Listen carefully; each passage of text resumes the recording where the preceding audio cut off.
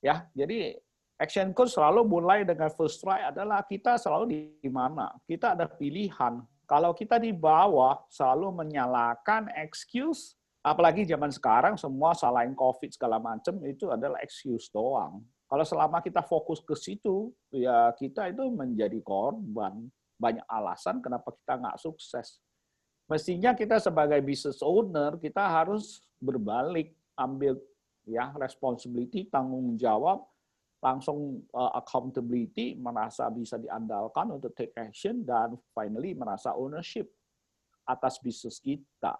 Dengan itu baru kita bisa maju. Nah, semua client action coach kita make sure bahwa mereka harus above the line. Ya, dengan garan yang kamu bisa kontrol. Kadang-kadang kita selalu itu curhat keadaan yang terjadi. Itu adalah lingkaran concern. Kamu boleh prihatin, you cannot change anything. Kita fokus di something and you can change. So, coming to family business, ya sebagai founder, you can influence a lot, khusus internally.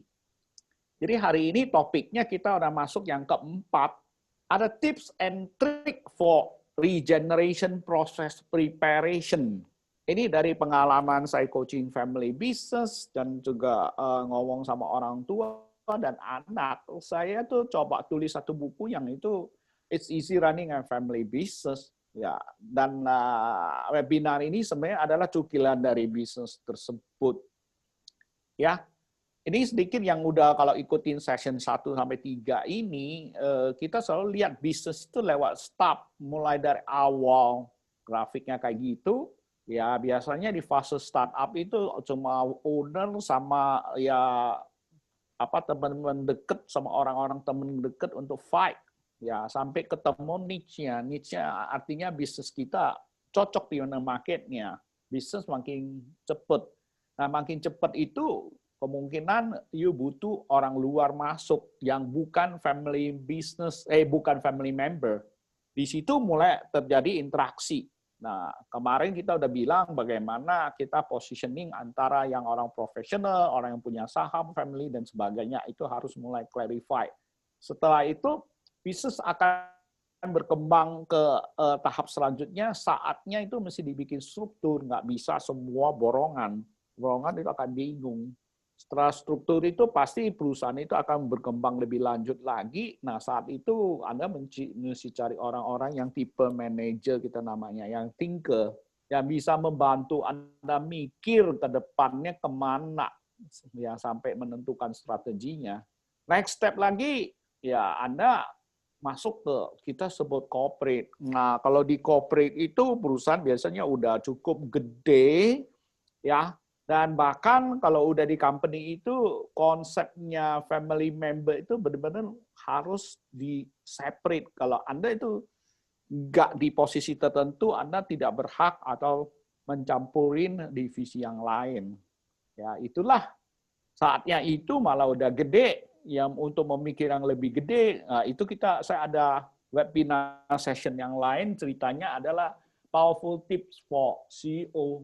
CEO itu adalah suatu orang top man in a corporate, bagaimana memimpin corporate itu ke next level.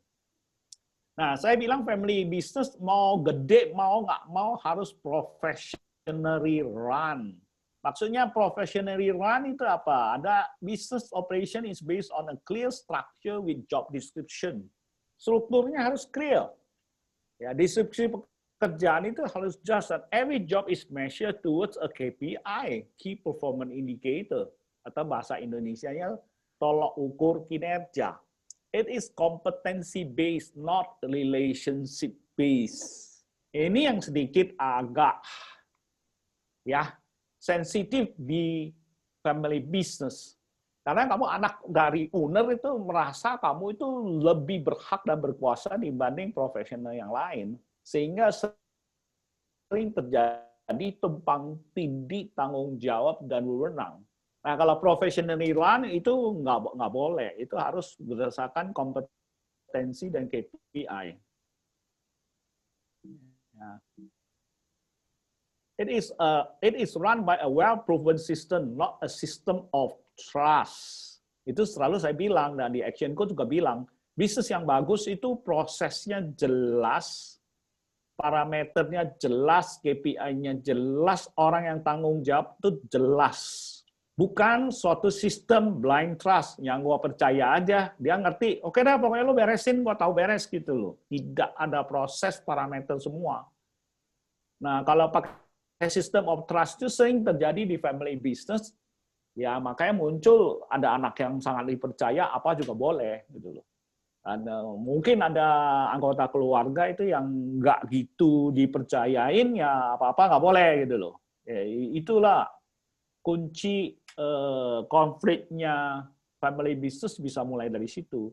So ingat, bisnis itu bagaimana harus professionally run kalau kamu mau gede. Harus ada sistem yang terbukti, bukan asal percaya orang aja. Ya, semua harus ada reporting. Zaman sekarang dengan IT yang begitu hebat, semuanya itu harus ada yang namanya dashboard. Ya, yang sebagai founder tinggal klik komputer, ketahuan setiap proses sampai di mana. Nah, ini ada satu foto ya, saya terpaksa tutup mukanya. Ini kalau nggak salah, ini dikirim temanku atau bisnis kopi. Dia bilang, ini kalau nggak salah di Kalimantan, cek ini, kedai kopi itu rame. Ya. Tapi dia sendiri bilang kok, nggak ada anaknya yang mau terusin. Ya, soalnya dia punya teknik tertentu brewing coffee. Ya, saya ketawa, nggak mungkin. Dan kebetulan anaknya cewek lagi. Gue bilang, mana mungkin anak ceweknya ikut dia brewing coffee begitu. Ya, coba kita bandingin kopi. Ya, kayak Kun pun bisa sampai franchise kemana-mana. Apalagi Starbucks. Apa bedanya? Apakah Starbucks kayak Kun itu kopinya jauh lebih enak daripada ya teknik brewingnya Encek ini? Belum tentu. Ya, tapi satu itu based on individual skill, yang based on trust, yang kemungkinan itu skillnya itu harus mengikut Encek itu 10 tahun baru bisa brewing kopi begitu enak, karena nggak punya sistem standar yang terkontrol. Ya, that is the basic point. Nah, satu lagi kenyataan adalah business regeneration is a must. Ya, orang Chinese bilang Changjiang Ho Lang Tui Qian Lang, Itai Xing Ren Huan Jiu Ren. Ya. Ombak itu selalu yang belakang itu mendorong yang di depan untuk pergi. Jadi suka atau tidak suka, regenerasi itu harus terjadi. Jangan menganggap, wah, nggak usah lah gitu. Saya masih jago segala macam, pikirin. 5 years from now, usia Anda udah berapa? Kemungkinan kamu juga kehilangan ide segala macam. Apalagi 10 years from now segala macam. Ya. Nah, itu mesti dipersiapkan. Nah, family business itu ada dua unsur. Satu family, satu business. Family itu emotion. 100% is emotion. Tapi jangan lupa, business itu 100% itu logic. Nah, celakanya itu biasanya emotion yang kontrol logik kita. Kadang-kadang di family business itu belum sempat ngomong yang logiknya, emosinya udah naik. Nah, emosi itu berhubungan dengan apa? Kepercayaan, ya, hasrat, passionate, komunikasi, feel good, harmoni, respect, dan sebagainya. Ya, sering ngomongnya belum selesai udah di-cut. Ya, sering juga mungkin anak yang ngomong, bapaknya udah mikir, dikritik. He doesn't feel good. Nah, kalau emosinya nggak selaras, itu susah masuk ke bagian logik. Kalau logik sih, semua orang pergi MBA school atau di coaching sama Action Coach, pasti kita benahin semua step by step itu. Tapi biasanya mereka udah tahu nggak pernah bisa jalanin, karena emosinya itu tidak selaras. Ya, so family business is always two things, urusan emosi atau urusan logik. Selalu saya bilang, kalau lagi kerja logik ya, malah nggak boleh panggil papa atau mama atau apa, panggil pak. Ya, karena memang waktu masuk kerja itu dia itu atasan Anda harus hormat dan sebagainya. Nah, ada 5 prinsipal untuk successful business. Ya, Pertama, passionate. Kedua, komunikasi yang terbuka. Ketiga, struktur yang jelas. Keempat, nah, kultur. Kelima, you mesti reward based on kompetensi. Ini saya lebih menunjukkan ke business founder sekarang. Sering nomor satu itu anaknya tidak passionate. Istilahnya itu tidak tertarik. Nanti session ini kita akan bahas lebih dalam ya. Kedua, komunikasi tidak terbuka. Itu di family sering begitu, ngomongnya di belakang. Tuh, saya tuh papa sebenarnya nggak seneng tuh si itu masa begini, gini. Ngomongnya di belakang anak yang kedua, ada ketiga. Tanpa sadar loh. Ya. Satu lagi itu kadang ada struktur, ya suka-suka dia. Yang saya selalu cerita itu ada ini real story. Anaknya itu 3 orang semua dikasih mercy. 1 baru lulus. Ya. Karena fasilitas itu tidak berdasarkan struktur. Saya bilang tolong anak yang baru lulus itu masih suruh belajar di gudang, jangan bawa mercy dia datang. Ya, nebeng kok lu atau gimana lah. Mamanya bilang kan itu anak gua semua, kita kasih fasilitas yang sama. Saya bilang itu urusan family. Jangan dibawa ke bisnis. Karena itu melanggar karena jadi nggak ada structure. Kalau begitu lu lakukan begitu company lu, apalagi udah mulai gede, ya karyawan Anda udah mulai main politik tuh. Mereka akan tahu siapa yang namanya anak emas, quote-unquote anak emas. Atau bahasa Inggris sebut blue eye boy. Jadi lebih nempel ke situ. Akhirnya terjadi mulai drama di keluarga, di bisnis tersebut. Ya, keempat, culture fit. Nah, ini sedikit bentrok. Pola pikir lama sama baru beda. Ya. Anak muda, apalagi anak muda yang lulusan luar negeri, cenderung manajemen saklek, doremi, lakukan itu.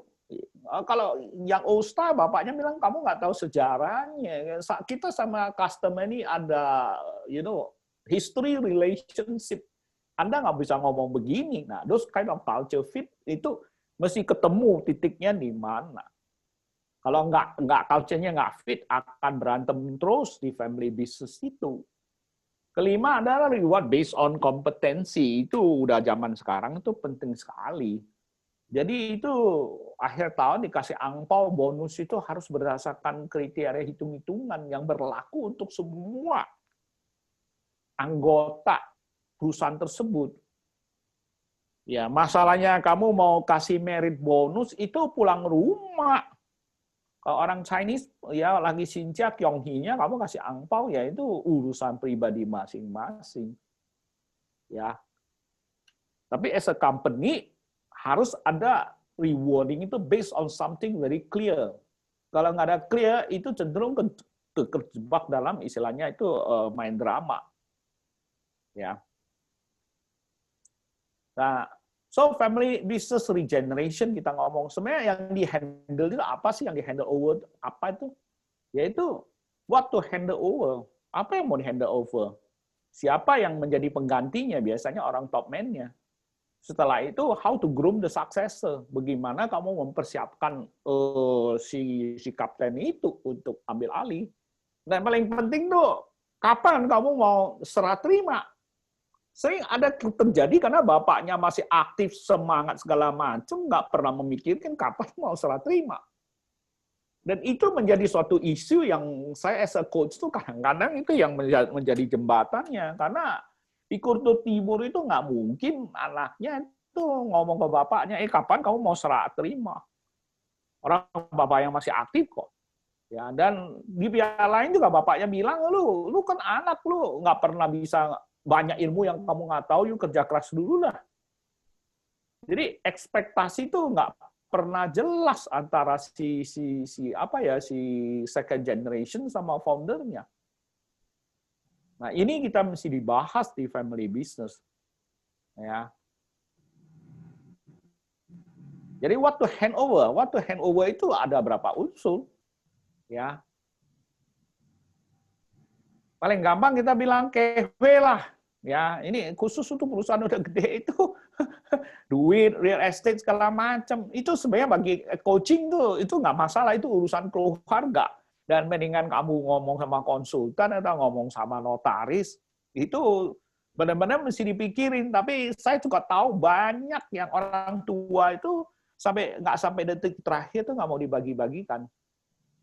Ya, bahkan dibagi-bagikan itu juga jadi masalah, apalagi keluarga yang semakin gede semakin kaya. Ya kita tahu ya Sinamas Group aja tahu-tahu muncul lagi satu anak mau klaim ini, ya nggak. Sampai semua perusahaannya diklaim, ya itu menurut saya itu pasti mereka udah well managed. Nggak mungkin lah itu dia bisa klaim sampai semuanya dia minta.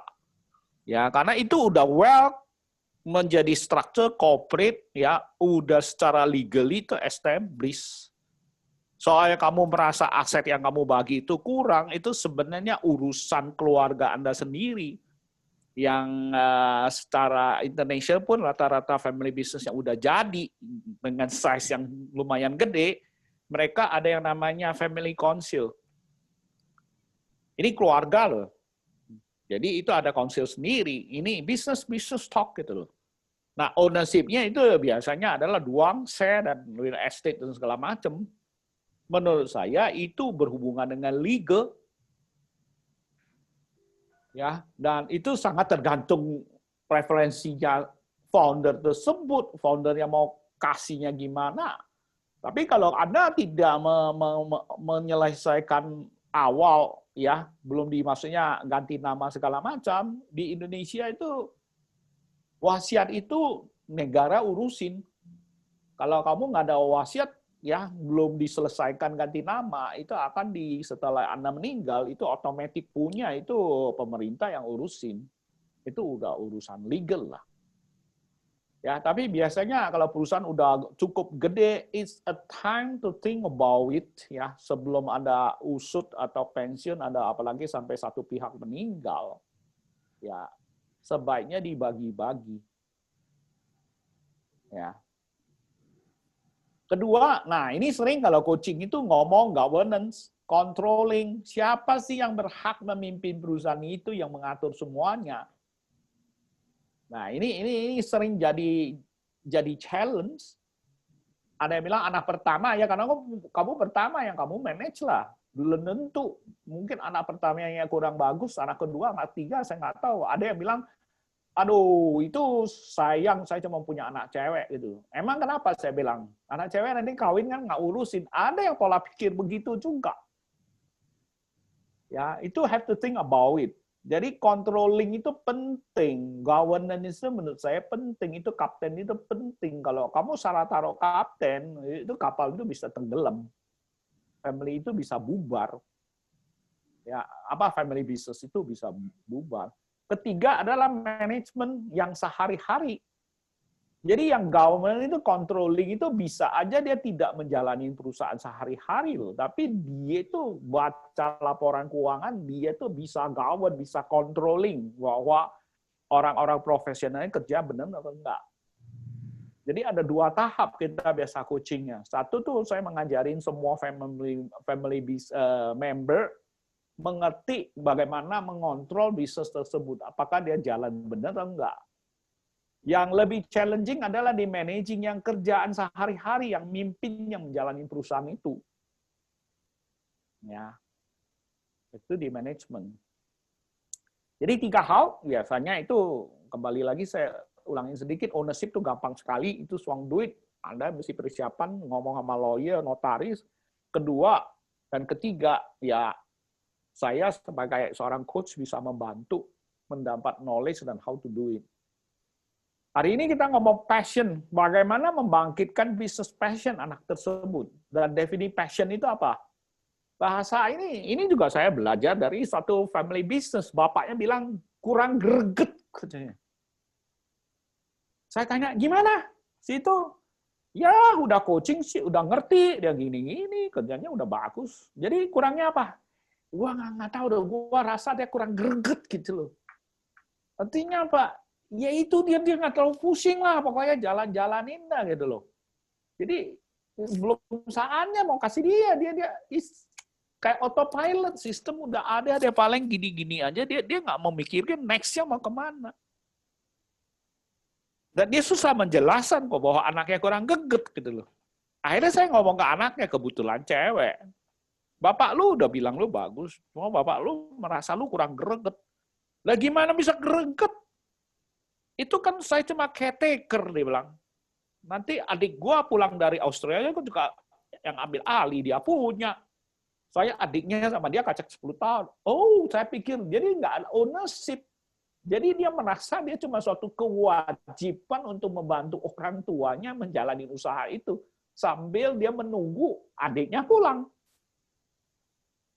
Dan lucu loh, itu nggak bisa ngomongin. That kind of feeling itu nggak bisa ngomongin. Saya yang mesti makan lunch sama bapaknya. Anak lu tuh ada pikiran begitu. Bapaknya bingung, hah masa mikir begitu? Itu kan semua anak saya sama mereka mau fair. Ya, itu versi bapak. Tapi anaknya dia beda. Saya bilang, see, this is your family issue. Ini udah akhir Desember, you orang biasanya keluar negeri. Why not start a family sit together? Open communication and discuss about it. Iya, benar juga. Next year, gua ketemu, gua tanya anaknya, gimana? Bapak lu udah ngomong? Oh, enggak. Bapaknya itu jadi, anyhow juga nggak mau ngomong di depan, di mana anaknya semua ada di situ. Ya bapaknya masih aktif, dia belum dipikir belum saatnya untuk talking about those regeneration. Itulah suka duka family business ya. Nah, biasanya tadi ketemu Ko Apui bilang successor itu nggak mau ikutin loh, males, malah perusahaannya akhirnya dijual karena dia tidak sempat mengetahui atmosfer bisnis papanya dalam early style. Saya tahu banyak orang sukses itu justru mereka sekolahnya di Singapura, orang mamanya juga tinggal di Singapura, dia di sini fight. Dan lebih celakanya lagi, begitu liburan, bukan anaknya suruh pulang, orang tuanya lagi stres juga ikut ke luar negeri, kya-kya. Jadi bayangin dari sekolah, apalagi mulai sekolah SD sampai SMA sampai kuliah, dia itu nggak pernah tahu bisnis bapaknya kayak apa. Jadi bayangin kalau begitu dia kuliah selesai, pulang suruh masuk. Dia kaget kok kondisinya begini sih.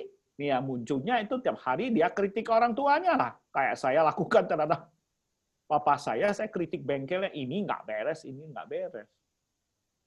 Jadi akhirnya no passion, no action, not in management team. Kalau misalkan sampai udah keburu begitu, udah diyakinin anak itu memang tidak tertarik, apa boleh buat, jangan memaksa dia itu untuk tertarik karena hatinya nggak di situ. Ya, jadi sebaiknya tidak masuk management team, tapi de facto ya he still the family member and maybe kalau dia tertarik he still can have controlling the business. Ya, session kemarin kita udah ngomong mengenai shareholding segala macam. Atau bahkan dia sama sekali tidak tertarik sama bisnis itu, dia juga nggak mau kontrol. Ya udah, itu urusan family. Apakah dia ada pemegang saham dan gimana? Ya itu stay at passive shareholder aja. Ya, jangan recokin lah istilahnya. Ya. How to build up passion? Ini yang menarik. Bagaimana sih supaya anak saya tertarik? Sebaiknya kalau sebelum terlambat ya, bagi yang sekarang punya bisnis, anaknya masih belum terlalu terlambat, ya masih SD, SMP, SMA, ya sekali-sekali kalau liburan atau apa ya, bawa ke bisnis itu, know the business at early stage. Ya, attract the interest.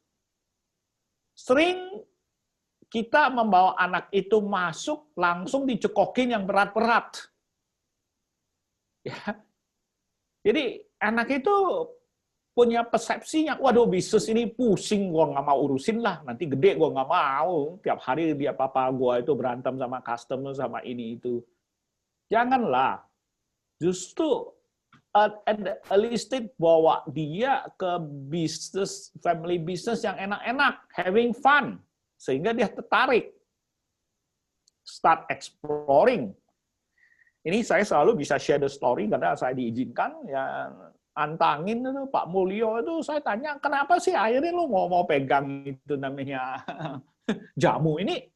Ya habis gua gedenya ya gua udah cium jamu itu sejak gua kecil. Ya dulu rumah di belakangnya itu tumbuk-tumbuk. Saya udah main di situ, udah tahu jahe itu gimana. So I have the interest on it. Jadi udah start exploring dari kecil. Dari start of reading dia feeling fun gitu loh. Dia having fun ya. Sampai dia makin mau tahu apa itu, ya enggak. Ya sebenarnya makanya saya juga tahu sedikit jahe itu adalah komponen utama bikin jamu. Jadi dia ada in-depth dan mulai understanding jamu itu dia tertarik. Ya, dari tertarik itu dia mulai muncul passion. Begitu orang ada passion, you tuh enak. Dia akan having fun lagi. Dia akan gali lebih banyak, belajar lebih banyak, pasti lebih pintar dari orang tuanya. Ya, jadi build up the passion itu dari awal. Dan dari awal tuh anak itu jangan cekokin bisnis yang sulit-sulit. Malah dia punya persepsi, waduh ini family business, lihat papa mangga gue, pusing gue sendiri, nggak mau dah. Jangan, justru bawa dia ke bagian yang fun-nya. Ya, apakah bawa dia ketemu customer dan sebagainya. Nah, bagaimana memilih successor? Who is the successor? Ini juga namanya manusiawi lah. Of course, number one is family members lah. Orang Chinese bilang, Fei Shui Bu Liu Wai Zhen Tian. Sesuatu yang bagus mana mungkin sih kita kasih orang lain? Pasti utamain family member kita. Ya. Next, who is the right candidate? Siapa sih? Apakah anak cowok, anak cewek, nephew, niece, dan sebagainya loh. Nah, itu kadang-kadang ada tradisional itu tanpa sadar juga larinya ke cowok, anak pertama gitu loh. Ya, ada aja itu family tradisi kan beda. Kadang-kadang ya namanya cewek akhirnya kawin akan keluar. Jadi nggak terlalu diprioritaskan masuk ke family business. Tapi sekarang modern manajemen juga nggak begitu. Ada yang justru udah masukin nephew niece-nya, keponakannya memang yang hebat segala macam. Nah, dari situ mulailah buka suatu wawasan yang cukup gede bagaimana select talenta yang cocok untuk ya yang bakal di grooming dijadikan penerus bisnis family tersebut, yaitu Ci-Cheng-Zhennya siapa? Ya bahasa kerennya sekarang CEO, Chief Executive Officer atau direktur utamanya. Ya, nomor satu selalu ada passion on business is a must. Kalau sebagai CEO dia sendiri itu lemes, nggak punya positif image terhadap bisnis itu, sebaiknya dia tidak berhak, biarpun sepintar apapun, dia tidak berhak memegang jabatan tertinggi perusahaan itu. Seorang pemimpin harus 100% passionate on the business. Kalau dia tidak passionate, sekali lagi, mendingan naik ke atas, menjadi dewan pengontrol. Kalau dia malas ngontrol lagi, udah deh jadi passive shareholder aja. Ya, yang calon untuk menjalani perusahaan tersebut, hukum pertama adalah dia punya positive value terhadap bisnis tersebut. Ya, bahwa masa depannya selalu cerah. Tanpa itu, jangan taruh dia sebagai CEO. Next question, when to groom successor? Kapan kamu tuh mempersiapkan dia? Ya, lebih awal, lebih better. Jangan tunggu sampai last minute. Ya. When to hand over? Kapan hand over-nya? Ya. Siapa ya si speaker-nya lagi on, tolong di mute ya. Ya. When to hand over? Kapan hand over-nya? Best when the founder is still fit. Sebaiknya Anda masih fit on your top form. Step by step kamu hand over, bukan yang sampai lu udah capek. Apalagi lebih jelek lagi kamu udah sakit segala macam. Ya, itu mendadak punya handover. Don't wait until founder get tired physically and mentally. So it's a preparation. It's not talking about succession, bukan besok. It's a time frame. 3 tahun, 5 tahun, 10 tahun, 15 tahun, I don't know. Tergantung berapa gede bisnis Anda, atau berapa siapnya you punya succession. Ya. Dan dalam perjalanan itu Anda juga mesti observe apakah dia cocok untuk memegang jabatan begitu tinggi yang 100%. So the process of handover, first you have to set a time frame. Yaitu yearly planning sama anaknya. Ya, Anda masuk, Papa, maunya kamu pelajarin ini dulu, ada time frame-nya. Sekian lama, ini lu mesti selesai. Harus ada time frame. Bukannya, lu kerjain ini dulu. Udah kerjain, belum selesai. Aduh, kamu begini, kesini lagi, kesini lagi. Anaknya pusing. Kayak gado-gado gitu loh. Dan lucunya, dan itu biasa, apapun anaknya kerjain di depan papanya, itu di depan orang tuanya, masih ada, aduh kok begitu lagi sih, lu gini aja gitu loh. Jadi anak itu nggak mendapat appreciation. Ya, success has to be, selalu kalau kita tanya ke founder ya, ini omong-omong ini kamu udah usia segini ya, kalau Indonesia udah 55 udah mesti pensiun, tapi mungkin tarik sampai 65 lah. Kita tanya, kapan lu mau santai sih? Selalu, Pak, wah, Ima tergantung dia. Kalau dia udah siap, bisa. Detik ini juga gue mau lepas. Orang tuanya ngomong sampai sedikit emosi begitu. Saya bilang, itu nggak bisa ngomong begitu lah. You must have a proven record. Ya, bahwa sukses itu harus dibukti. Win the trust dari si founder, dari tim, dan market. Itu ada 3 unsur yang kita sebut stakeholder. Ya. Makanya anjuran saya di family business coaching adalah sistem founder itu harus punya time frame dan mundur itu step by step. Ya, bukannya langsung kasih. Continue with good communication and advice. Ya. Nah, step by step handover-nya lewat berapa cara? Ada yang direct monitoring through the father. High expectation. Uang senlung. Mengharapin anaknya cepat jadi naga. Ya, ikut gue gitu loh. Itu menurut saya itu cukup stres buat anaknya loh. Successor under tremendous pressure to outsmart loh.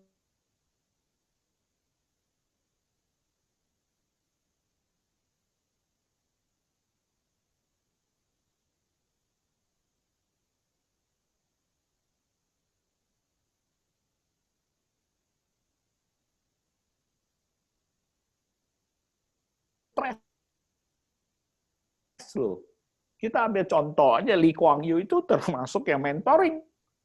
Dia mentoring Bijili kan. Dia Bijili sempat kena kanker. Untung nggak mati aja. Nah, sampai sekarang pun orang selalu bandingin Bijili dibanding Lee Kuan Yew. Sekarang Bijili hadapin situasi sekarang yang jauh lebih pusing kan. Ya, orang bilang, wah kalau dulu bapaknya jauh lebih hebat. Dia sampai bisa ya friend dengan Mahathir, dengan Soeharto, dengan Marcos. Sekarang Bijili itu ajak berantem mulu. Ya, it's a big pressure untuk Bijili atau Lee Hsien Loong sekarang. Ya, karena sistemnya direct mentoring. Ya. Ada juga delegate a special task. Jadi dicoba, udah lu kerjain ini ya, ada proyek gitu. Ada juga managing a special case. Ya, ada kasus apa? Lu tanganin deh. Menurut kamu gimana? Itu testingnya. Bisa nggak kamu itu keputusannya masuk akalnya? Ya, satu diberi posisi tertentu dan authority tertentu. Ya. Itu diamatin. Satu lagi menjadi wakil dari posisi top, yaitu deputy director. Wakili bapaknya, kalau bapaknya nggak ada, yang jadi bos. Sering juga. Itu juga ada beberapa cara yang dilakukan indah sekali. Kadang-kadang family business kalau udah gede, banyak pasukan lama yang bapaknya itu pusing handle-nya. Kadang-kadang dia butuh anaknya untuk handle-nya. Ya, ini nomor D itu bisa dipakai juga. Nah, metode grooming persiapannya gimana? Ada yang start from the groundwork. Understand inside out. Biasanya lu kuasain dulu ya. Ini kebetulan saya lihat Pak Endra tuh ketawa-ketawa, lu kuasain dulu bikin roti sebelum lu jual roti gitu loh. Ada yang begitu. Ada satu saya klien dia bilang bawa textbook begitu tebelnya. Ya ini nggak ikut mungkin kali ini ya. Dia pabrik lem, dia bilang, papa gua suruh gua kuasain semua bagaimana bikin lem, bawa textbook. Gua bilang lu pingsan. Wah, gua mabok deh. Gua bilang, kapan lu bisa kuasain textbook begitu tepat? Nah, memang begitu. Jadi kadang-kadang as a coach makanya kita bantu dia chop up proses-prosesnya. Nah, ngomong-ngomong bapaknya, dia mesti kuasain apa? Wah, dia mesti kuasain lem. Bikin lem kalau dia nggak tahu formulasi lem gimana mau bikin lem gitu. Oke. Jadi anaknya itu masih mungkin habis 3 bulan mengerti bagaimana bikin lem. Nah, mesti tanya ke bapaknya. Jadi 3 bulan kamu mengharapin saya mengerti lem itu kayak apa. Jadi kayak ada ujian. Nah, kadang-kadang I as a coach sit down, itu cuma membalance mereka apa. Lu mau dia 3 bulan kuasain apa? Oke, kita coach dia kuasain itu step by step. Biasa kalau berhubungan dengan produksi itu hubungannya selalu di gudang lah, raw material, proses lah, QC itu loh. Dia harapin si successor itu ngerti inside. Baru setelah itu outside, step by step. Ada yang start as a staff in management. Quick to know the management.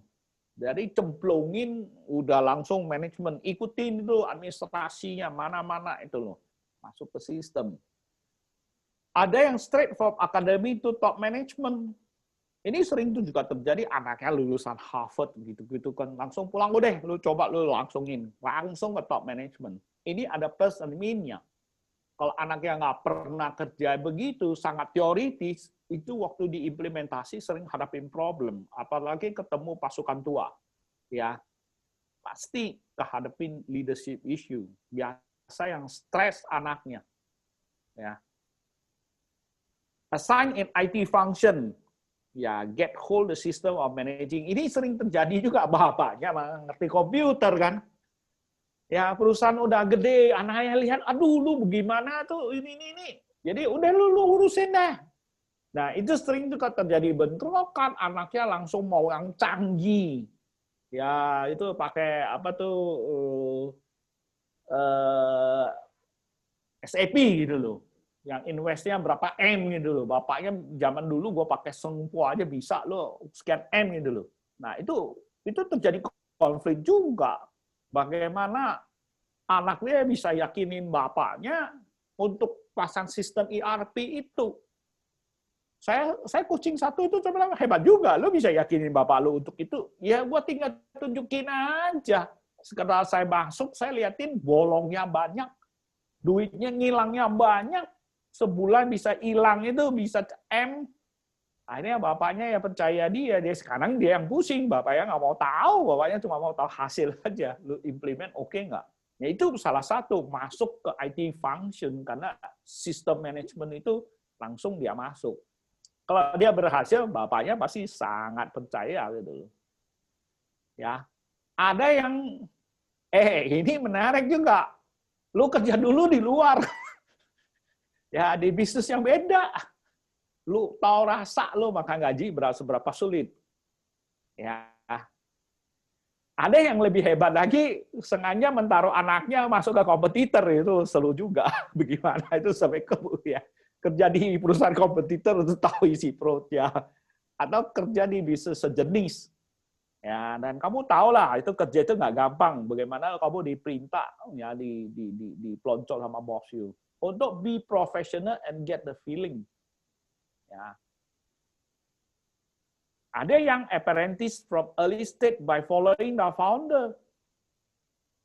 Ada yang itu, lu ikut gue aja deh, gitu loh. Jadi tiap hari ambil kopernya, tasnya. Sekarang sih anak muda sekarang nggak pakai koper-koperan ya. Dia sendiri pakai komputer kan. Bapaknya itu urus sendiri. Jadi udah ikut papanya ke office, mungkin yang jadi drivernya karena ada sopir yang duduk di belakang. Di situ mungkin di mobilnya bapaknya yang kasih dia wisdom itu loh. Dari situ dia dengar. Dan di situ he know the trade secret kita bilang. Karena setiap bisnis itu ada trade secretnya. Disitulah kesempatan itu mentoring dari bapaknya yang kasih dia tahu semua. Ya ada yang karena hubungan bapak sama anak itu sangat berhubungan sama emosional, bisa juga dititipi untuk di mentoring oleh ya anggota senior dia yang udah percaya. Biasanya itu perihal soft skill, bukan hard skill. Gimana lo kalau lo hadapin orang ngomongnya gimana sebagainya. Ya, ada yang sekarang lebih terbuka ya, talk to your coach. That's why saya masuklah di situ. Nah, ada yang kombinasi kerja di luar. Ya, nah ini saya juga wanti-wanti kerja keluar itu lu juga setiap tahun ajak anak lu ngomong, lu di luar itu lu belajar apa aja gitu-gitu loh. Jangan terlalu lama ya, 2-3 tahun. Ya, bisa terjadi karena kamu miss contact. Dia tuh keenakan profesional di luar, nggak bakal balik lagi. Karena dia anggap bisnis bapaknya pusing, mendingan dia dapat gaji, fasilitas bagus, ya bisa-bisa nggak balik. Tapi ada juga saya ngomong justru sampai terakhir dia beli perusahaan bapaknya karena dia saking sukses di luar. Bapaknya udah dihitung-hitung dia beli gitu loh. Then join the company, setting step by step dari setiap department dia masuk. Dan biasanya dia amati, dia tahu karakternya, dan sehingga dalam kurun waktu itu orang tua atau foundernya bisa ngamati. Dalam hari ini kita ngomong kalau anaknya cuma 1 dan dia udah tentuin CEO-nya bakal dia loh. Biasanya anak ada 2 atau 3 atau 4 sambil mengobservasi. Sebenarnya itu ya Pak Eka Cipta udah meninggal ya dan dia tidak menurunkan ilmu-ilmunya. Dia bisa punya Sinar Mas Group begitu hebat ya, dia mesti benar-benar jago bagaimana memanage anaknya loh. Saya harus salut. Dan jeleknya itu orang timur begitu, rahasia itu tidak diturunkan. Karena dianggap rahasia keluarga, nggak mau sharing. Agak beda sama Western society ya, the share. Jadi kita cuma kadang-kadang bisa dari berita-berita yang tidak official ngomong sama orang, caranya family business regenerasi gimana. Ya, jadi kesimpulan yang paling penting adalah good communication, mutual respect. Kadang-kadang berantem itu terjadi, tidak terjadi respect. Anaknya tidak respect orang tuanya, dan orang tua itu tidak pernah anggap anaknya itu lebih pintar dari orang tuanya. Accept the fact, only the fittest will assume the CEO job. Jadi successor itu harus selalu di-screening, diukur dari sekian banyak tuh yang paling cocok itu yang akan ditampuk teratas. But family is still family. Ya. Konklusinya keep family matter the family way. Run business the business way. Ini kadang-kadang cukup menjadi suatu tantangan. Dan saya merasa ya posisi saya sebagai business coach atau family business coach, saya tuh stand in between. Ya, sering untuk memisahkan ini bisnis kita diskusikan, kalau ini family kamu pulang ya family forum yang selesaikan aja. Handover time frame. Selalu itu begitu. Founder bilang saya mah gampang. Kalau dia bisa meyakinkan saya itu dia udah mampu, gua lepas. Nah, how to convince founder on your capability? Banyak anak yang stres gitu loh, bahwa saya nggak dikasih kebebasan, mau ini nggak boleh, itu nggak boleh. Nah, di situ biasanya saya coaching anaknya. Nggak boleh, pasti ada tujuan, ya nggak belum percaya kamu. Kamu ada laporan nggak apa yang kamu kerjain? Biasanya juga, ya dia bilang, ngapain gue bikin laporan bapak gue nggak pernah baca? bilang, ya samanya itu bapak lu itu sebenarnya itu adalah bos kamu. Kalau udah bos apa? Lu juga tiap bulan mesti presentasi, laporan bahwa lu bilangin udah sampai di mana. So treat your old man, your as your boss. Just do it. Ya, ada studi yang mengatakan ya itu si siapa Malcolm Gladwell di bukunya itu bilang mau nguasain suatu rule ya suatu thing you butuh 10.000 jam. It means this is about 3 to 5 years, you know. And I think it's quite makes sense. Jadi kalau the father kalau masih aktif banget, ya rata-rata sekarang orang kawinnya terlambat ya. Jadi bisa 30 lebih baru kawin.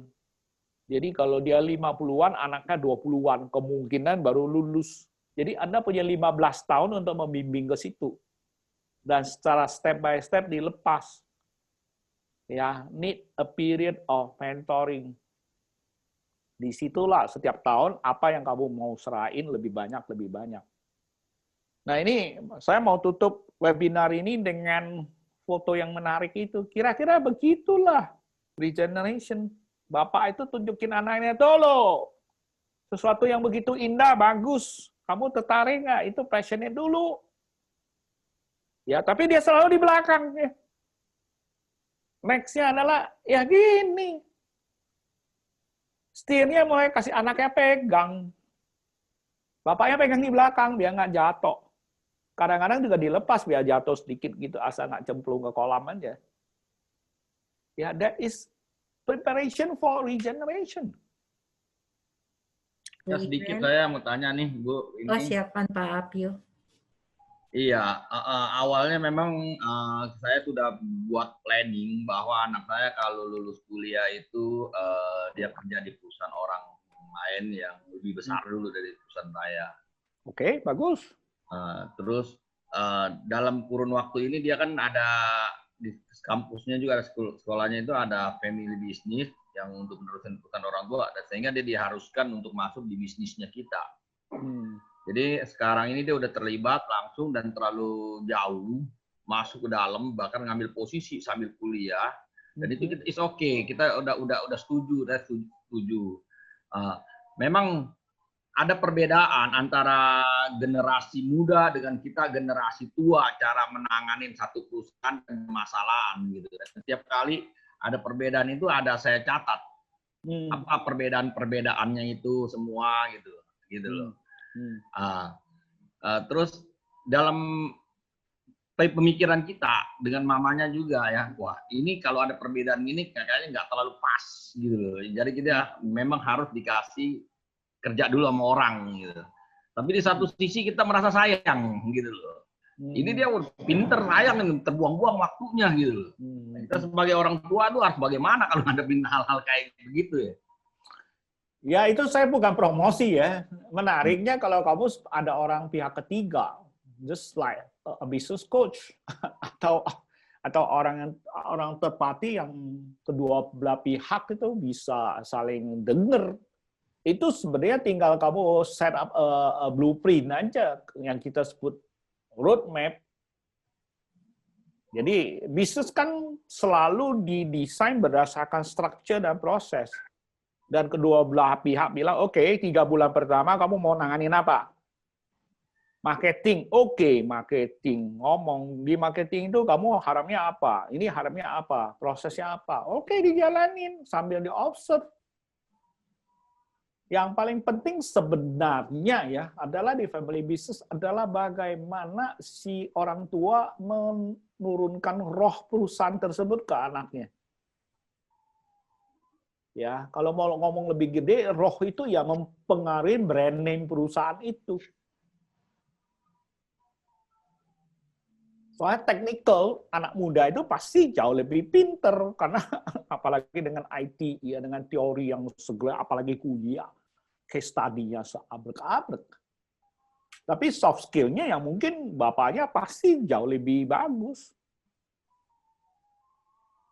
Ya, jadi Pak Apuy, ya. basically-nya itu adalah If both of you communication yang bagus, just sit down together, agree on something, dan dijalankan 3 bulan, 6 bulan, dan evaluasi. Kalau untuk lebih gampangnya, kalau Anda ada seorang business coach, waktu coaching kan langsung dikemukakan. Jadi progresnya kelihatan. Sampai you merasa yakin, oke, marketing dia lebih pintar dari saya lepas saya kasih dia. Plus, namanya lepas itu ada ekor yang dipeganginnya. Ya itu financial ya. Jangan bikin proyek yang ngaco gitu. So the final signature is still in your hand. Oke? Iya. Bahkan sampai level-level tertinggi, apalagi kita ngomong grupnya gede banget, ya itu udah benar-benar masuk ke management structure. You cuma boleh tanda tangan keputusan di bawah sekian juta atau sekian miliar, di atas itu saya mesti putusin. Atau ada board of meeting yang kita diskusikan dulu. Business is about that. Tentu ya ada kesadaran namanya kita bisnis ya itu adalah legal itu mesti ikutin. Ya apalagi financial pembukuan udah mesti beres, pajak itu jadi isu. Jangan karena itu nggak beres, ya mestinya energi kita fokus ke ngembangin bisnis, setiap hari direcokin yang nggak karuan. Nah itu dasar-dasar itu udah masuk ke manajemen dan setiap bisnis harus ke situ. Saya ada satu family business yang akhirnya bapaknya pecat anaknya loh, itu gara-gara TA. Itu bisnis gede banget. Bapaknya itu orang buron lah istilahnya, nggak balik ke Indonesia, nah balik namanya nggak muncul lah. Muncul bingung loh, kasihan anaknya sebenarnya. Anaknya baik, ya, bapaknya koboi. Nah, itu terakhir dia seneng, dia dipecat bapaknya dia seneng. Kalau nggak tiap hari suruh ke Solo beresin yang nggak karuan. Halo. Ya, Pak Nang gimana? Ya, saya tanya aja sama Coach Pak Jayadi. Pak Jayadi tadi sudah cerita banyak proses-prosesnya dan ketentuan-ketentuannya dan regulasinya. Tapi sekarang kita kan bagaimana tahu bahwa sekarang anak aku sudah boleh katakan gaya tamat dah, gaya sekolah itu tamat. Nah, dari mana ciri-cirinya? Sekarang kan rencana saya mau, ya istilah itu nggak mau pikir perusahaan lagi. Tapi sekarang saat ini masih berdampingan terus. Nah, sekarang permasalahan saya itu kira-kira ciri apa sehingga saya tahu anak aku sudah mandiri dan saya siap lepas. Oke. Kalau ya itu maksud saya itu. Oke, satu hal yang rutin. Jadi kamu harus ada dashboard. Ada angka-angka yang mereka itu mesti tepat waktu serahin ke Anda. Dan Anda lihat feelingnya itu angka-angka itu udah benar belum. Dan setiap kali dia sodorin dashboard itu, kamu nanya, itu analisanya menurut kamu tuh gimana. Dan dari jawaban itu menurut kamu tuh udah masuk akal belum. Itu untuk yang regular thing. Day-to-day operation. Yang nguasain belum? Kalau dia belum nguasain, berarti di operationnya aja dia belum nguasain. Apalagi you mau lepas. Setelah day-to-day operation dia nguasain, next-nya itu adalah selalu ke future. Nah, itu terjadi diskusi bagaimana Anda lihat industri kita ke depan. Dari situ kamu diskusi, disitulah Anda saring dia punya strategic thinking itu gimana. Ada yang tiap hari bilang, wah Indonesia jelek. Ya kalau gitu jelek, ya siapin perusahaan lu jual, duitnya kamu cash out aja. Because you have no idea with the business. Itu loh. Ada yang bilang, oh ya, bisnis model mesti rubah. Oke, mau rubahnya gimana? Nah, di situ testing dong, Pak Anang. Dia punya. Jadi ada dua ya. Satu, operational dia udah bisa manage belum? Kalau dia masih belum manage, laporannya masih terlambat, munculnya angka ngaco, masih diterusin, berarti he doesn't know the operation. Tapi itu udah dikuasain, next step-nya adalah mau kamu lepasin tongkat ke depan, kan? You ask him or her. Anda lihat, ini perusahaan kita mau bawa kemana sih? Gitu loh. Kira-kira positioning-nya mau gimana sih?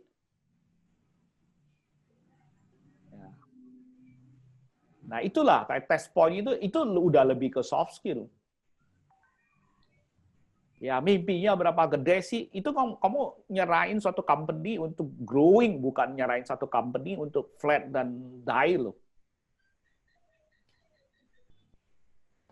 Ini Coach, saya mau tanya, berartinya kita lihat dia yang mimpin perusahaan yang sekarang saya perintis itu kira-kira ada profit atau tidak, apa begitu kita nilai? Kalau profit itu kan harus, ke perusahaan jalan nggak ada profit, bangkrut lama-lama. Nah, kalau saya berprofit, berarti saya sudah boleh check out, kan begitu maksudnya? Belum tentu, itu profit yang kayak gitu-gitu aja, ya itu kamu happy. Tapi kan kamu lepas, berarti kan kamu mengharapkan perusahaan ini setelah kamu lepas jadi 2-3 kali lebih maju dong. Dia punya visi nggak, ngerti nggak? Gitu loh. Because as a CEO itu punya visi. Ya kita nggak usah ngomong lah, kita nyerempet politik sedikit lah. Ya presiden gemuk kita yang dulu kan tenang aja. Indonesia mau dibawa kemana? Nggak jelas, pokoknya tenang, jangan ribut aja gitu loh. Ya, akhirnya Indonesia gitu loh. Sekarang ganti dengan presiden kita, dia punya visi, gua mau begini, gua mau begini, gua mau begini. Itu bikin ada drive-nya. As a CEO, you cari orang yang punya drive loh, bukan tenang loh. Ya, Pak Anang? Ya, jadi, dan itu mesti ada hitam atas putih, jangan pakai feeling. Oke. Ya, saya kan maksudnya begini. Dia kadang-kadang main teoritis. Sebagusnya itu, sebagusnya ini. Menurut dia. Memang menurut kita juga ada benar. Nggak mungkin dia celakakan perusahaan saya. Kan nggak mungkin. Karena perusahaan dia sendiri juga nantinya. Hanya takutnya apa yang dibimbing itu tidak sesuai dengan profit. Maksudnya begini, Mak. Kita tentukan profitnya, net profit ada 2%. Ternyata dia hanya 0,1%. Nah, sekarang kalau 0,1% bukan rugi, tapi terlalu tipis. Nah, apakah saat ini boleh lepas? Ntar dulu, kalau Pak Anang ngomong itu kelihatannya di sistem perusahaan Bapak itu belum ada suatu business plan, tidak membiasakan diri anak itu membuat business plan. Oke. Jadi itu kalau standar Anda go to MBA school juga harus ngerti bagaimana bikin business plan. Marketnya gimana, ya SWOT analisisnya gimana, semua dipetain dan dia harus dipresentasikan dan harus ada figure crunching. Saya invest gitu banyak, ya resikonya apa? A lot of thinking, you know. Tiba-tiba COVID terjadi, apa yang kamu terjadi? Ayo lo, lu gimana? Ya, maka invest panjang itu kan lu mau beli pulau lagi, ayo lo, duit lu berapa? Kamu didukung bank nggak, segala macam nggak? Nah, kamu lebih galak dari bank, atau bank lebih galak dari lu? Kan posisinya macam-macam. Itu yang namanya contingency plan. Nah, anak itu seberapa lincah presentasi di depan Anda. Ya, Anda kan namanya udah masuk ke risk management. Ya, Pak Anang, yang lain mungkin? Kalau misalnya saya ada usul, bagaimana dari pihak ketiga yang menilai anak saya atau tim anak saya? Jadi dalam hal ini coach yang monitornya. Kita coaching adalah basically set up the system. Nah, dari sistem itu nunjuk ke Anda bisa cross-check kok. Jangan sekali-sekali kamu melempar tanggung jawab itu ke orang lain untuk menjalani perusahaan Anda. Bahaya. Ya, kita bisa present sistem, ya as a coach we can always ask stupid question yang merangsang Anda. Sebenarnya itu saya happy banget semua yang saya coaching itu mereka tuh survive karena saya dari tiap kali ngotot, lo punya cash flow tahan 3 bulan nggak? Masih ingat nggak Pak Hendra? Ya dulu saya mau nggak perlu lah gini-gini, duit gue banyak gue puterin aja. Iya saya tahu tapi tolong please make sure lu di bank lu ada 3 bulan untuk bisa tutup expenses Kak. Kali ini udah 5 bulan loh. Pusing nggak? Makanya kalau untuk COVID punya khusus ini 3 bulan punya cash flow udah ludes. Minta tolong ke bank tuh akhir. Iya gitu loh. Nah, itu 3 bulan itu benar-benar, tapi 3 bulan kita punya kesempatan berklik udah. Saya klien pertama kita udah bilang 1 bulan begini itu what are you going to do next? Lu nggak bisa sembayang terus. Do something. Yang saya ngomong tuh pivot strategi lu apa? Misalkan toko lu nggak boleh buka. Ya masa lu diamin tunggu sampai boleh buka? Lu mesti, barang lu tuh mesti sampai ke tangan orang. Ya itu ya namanya pivot strategi. Jadi kita punya 3 bulan untuk mikir minimal kita itu ya di atas air, tidak kelelepan. Ya, kira-kira begitulah. Jadi, as a coach, waktu lu bagus, saya malah wanti-wanti, what if kalau ada ini terjadi, kamu siap reaksi nggak? Iya, jadi saya mau tanya Pak, bagaimana sikap yang tepat sebagai profesional untuk tegas ke CEO yang sekaligus adalah Papa sendiri. Tapi juga di waktu yang bersamaan respect karena Papa sendiri. Nah, itu kaitannya misalnya bagaimana menyikapi misalnya customer langsung overlap telepon ke Papa, padahal kita secara profesional udah menjalani rules-nya, step by step-nya sesuai dengan ketentuan, misalnya gitu. Ya, Anda jalani step by step ketentuan, as a professional, you are already doing your good job. Ya, resikonya udah ngomongin. Makanya family business ada kelemahannya itu nggak ada control system. Kebetulan papa kamu itu CEO, papa kamu owner. Jadi suka-suka dia. It happen. Tapi as a professional, you let him know already step by step ya. Benar resikonya jelas. Kalau perlu itu atas putih. Kadang-kadang kita ngomong tuh emosian gitu loh. Tapi kalau udah hitam atas putih, step by step-nya, kalau kita nggak lakukan ini, kemungkinan begini. Dan next step-nya, worst-nya begitu. Kalau kamu tarik 4 langkah itu begini, hitam atas putih di situ loh. Now, decision is on your hand. Ya. As a professional, you do the best job already.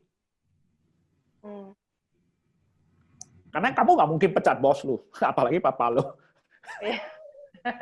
Tapi as a professional, you already show this is the right way to do it step by step. Kalau kita nggak lakukan ini akan terjadi. Kalau nggak lakukan ini lagi, ini akan terjadi. Biasanya kamu dig 4 step is strong enough. Tapi bisa aja bilang, masih 4 step, kita coba 1 step. Ya oke, you understand the risk. Gitu aja. Ya. Soalnya sepertinya tolong emosi dongkol kamu dikeluarin. Kadang-kadang family business itu ya kamu dongkol, kesel. Anggap aja lu kerja sama bos lu. Jadi kita bisa dengan ngomong, berarti papa udah siap bangkrut nih ya gitu. Tapi kita sendiri nggak siap bangkrut gitu loh Pak. Palingan hitam ada putih. Gitu loh. Kamu sendiri bilang, lu sendiri bilang kalau lu terlalu bikin ini nanti dia stres lagi, lu yang pusing. Iya. Kalau orang lain kan bodo amat, dulu mau sakit jantung juga terserah. Ya itulah, ya itu ada sedihnya. Jadi makanya kalau perusahaan udah gede itu family council itu juga penting sekali. Ya, kan papa lu kan masih ada mama lu. Mungkin mama lu can do something juga. Ya, itu family forum. Oke. Coach, saya mau tanya, Bu. Oh, ini masih ada. Boleh. Masih ada pertanyaan dulu dari Pak Antoni ya, Pak Anang sebentar. Ya. Pak Antoni tanya Coach, bagaimana kalau suksesor yang sudah kita pilih 3 tahun kemudian tidak sesuai harapan Coach? Ya diparkir dong. Bilangin ada report card-nya. Saya belum terlalu yakin deh ini. Dan jangan tunggu 3 tahun baru ngomong, tiap tahun juga ngomong. Prosesnya ini, proses yang ini. Ya. Sekarang evaluasi kan gampang sekali setiap step. Jangan tunggu sampai 3 tahun, kamu nggak mau memenuhi syarat, ya bikin semua orang stres. Next. Hari ini diskusinya panjang nih. Tadi Pak Anang silakan mau tambahannya. Saya kan mau tanya begini. Kira-kira Coach ada nggak kira-kira daftar checkpoint? Ada dong, kalau lu coaching ya nanti gue bantu lu muncul checkpoint. Kalau lu nggak mau coaching cuma nanya-nanya begitu ya susah. Ya, jadi maksud aku begini, seperti terap di apa? Iya ada checkpointnya dan tiap perusahaan checkpointnya beda-beda. Kayak Pak Endra checkpointnya dia mesti punya proses bagaimana bikin roti yang baik dong. Itu tidak applicable untuk Pak Anang punya music store misalkan atau gimana. Tapi secara umum ada lah mungkin.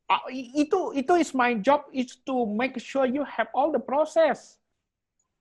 Saya punya klien, saya nanya, bisnis proses kamu ada berapa sih? Oh, kalau produksi kita butuh 17 step, good. Tapi untuk dapat satu klien kita butuh 5 step. Untuk beli bahan baku perlu berapa step? Ada semua dia. Ya, kalau gudang ada berapa step? Ada. Itulah namanya SOP yang bahasa keren sekarang ini. Dan setiap step itu jelas banget ditulis apa yang terjadi di proses itu. Dan siapa yang tanggung jawab. Nah, sekarang saya senang banget kita ada kerjasama dengan si itu kontak ya. Ternyata software-nya itu bisa di-pred, itu bisa lihat setiap proses loh, sampai di mana, numpuknya di mana. Top management tahu banget. Ya, ngebloknya di proses ini, panggil meeting nih, proses ini kok numpuk semua di sini, di find out. Ya. Itu saya dapat banyak dari, ya ternyata itu bisa diterapin, jadi nggak usah ruwet-ruwet. Soalnya setahu saya zaman dulu ERP semua, kalau ERP itu ruwet, ERP itu satu nggak benar semua nggak jalan. Tapi ini lebih cuma monitor aja. Ternyata ini flow sampai di sini numpuk semua. Berarti proses ini nggak benar.